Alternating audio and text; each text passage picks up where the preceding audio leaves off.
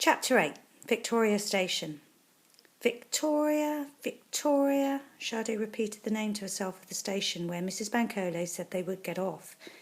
Buildings, streets, roofs, telephone wires, trees, cloudy sky, and now dirty tunnel walls hurtled by outside the train window.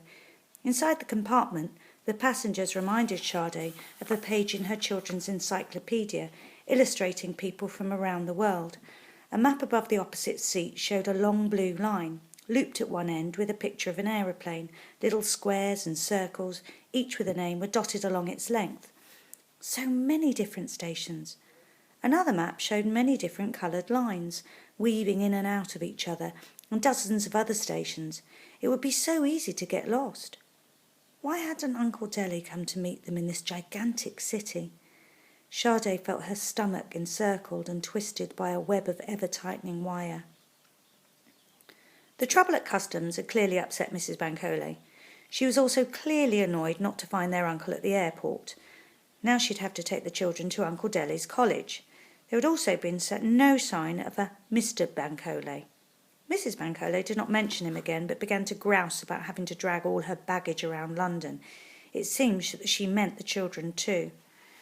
Waiting for the train, a little distance from the other passengers, she'd whispered a strong warning. On no account were the children to tell anyone her name. Ever. Even if they were made to admit that they had entered the country by pretending to be someone else's children. She threatened that if they ever mentioned her name, the agent who had helped them in Lagos would hear about it. Then he would never help their father, and Papa would never be able to join them. Throughout the journey, Mrs. Bankole was silent, except when they changed trains from the map's blue line to the green, and she told them to stay close. At Victoria, Sade helped push the large maroon suitcase onto the platform, then hurried to keep up as Mrs. Bankole pulled the case behind her. Femi tacked further behind with the brown holdall. "Be quick! Those airport people made us late," Mrs. Bankole said forcefully. "I have to meet someone before we take the 36 to your uncle." Sade noticed that Mrs. Bankole no longer called them Yemi and Addy. Mrs. Bankole steered her way through the crowd, up stairs, escalators, and along winding corridors to the ticket machine. A metal bar lifted to let each of them out. "Hurry now!" Mrs. Bankole rushed on, leading them to an area of shops and stalls, all under a vast roof. Turning the corner, they almost tripped over a young man sharing a sleeping bag with a dog. Both the man and the dog had narrow, pointed faces and startled eyes. "Can you spare any change?" the man asked. Mrs. Bankole ignored him.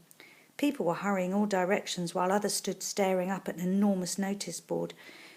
Mrs. Bankole headed towards a cafe. "Oh, he's still here." She sounded relieved. "Wait, here, you two." A large, heavily built man was just coming out of the cafe entrance, making his way between the tables outside. Mrs. Bankole hurried towards him. Before he'd even opened his mouth, he looked fierce. His face was square and his hair cut as level as a table, descending to a flattened U shape on his forehead. "Where have you been? I had to ring the airport so many times. Your plane landed nearly 4 hours ago," he said angrily. Sade could tell from his accent he was Nigerian. Was this Mr. Bankole? "The problem was in customs. It's not my fault," Mrs. Bankole retorted. "We were stopped." "We?" Mrs. Bankole hesitated. "Let me get these children something to drink first," she said, "and then I'll explain." The man stared at them, scowling. "Children? Whose children?" "I said that I'll explain in a minute." "What have you got yourself into? Are you mad?" Mrs. Bankole grabbed Sade's hand and thrust some coins into it. She pointed to the counter inside the cafe. "Get something. I'll come soon."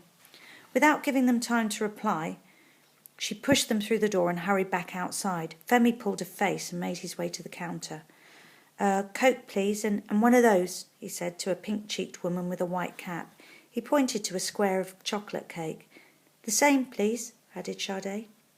As soon as the words were out, she realised she should first check the 5 coins in her hand would be enough. But before she could say anything, the white-capped woman had turned her back and was already pressing a lever on a machine and briskly pouring their drinks. "4.20, she said, sweeping 2 plates of chocolate cake onto the counter. Hiding her nervousness, Sade offered all 5 coins and watched the pink fingers dance across the buttons on the till. Without looking at the children, the woman slapped 4 small silver coins back onto the counter. They carried their drinks and plates to a table. When Mama or Papa had taken them to eat out at home, the waiters often talked and joked with them. "Machine lady," Sade whispered to Femi, but he was too busy burrowing into his cake to reply. Outside the cafe, Mrs. Bankole and Mr. Bad Temper had moved a little further away from the cafe door and were standing in front of a flower stall. If this was Mr. Bankole, he didn't look at all happy at seeing his wife again. Sade couldn't hear what they were saying, but from their expressions and hands it appeared they were still arguing. At times Mrs. Bankole glanced uneasily across the cafe. "Sade." Femi had finished his cake and most of his drink when he paused to look up at his sister. "Why do you think Uncle Dele didn't come to the airport?" His voice was small. The criss-cross wires around Sade's stomach tightened. Perhaps the panicky fluttering showed on her face because Femi quickly changed the subject. "Let me see their money," he said, stretching out his hand. Sade passed him a small silver coin. She examined one herself, running her forefinger round the edges. It was almost round, but had little corners. "She's their queen," said Femi. On the other side was a rose with a crown. "It says 20 pence," said Sade, "so we've got 80. I'm sure she'll want them back." But when Sade looked up in the direction of the flower stall, the place where Mrs. Bankole had been standing with Mr. Bantemper was empty.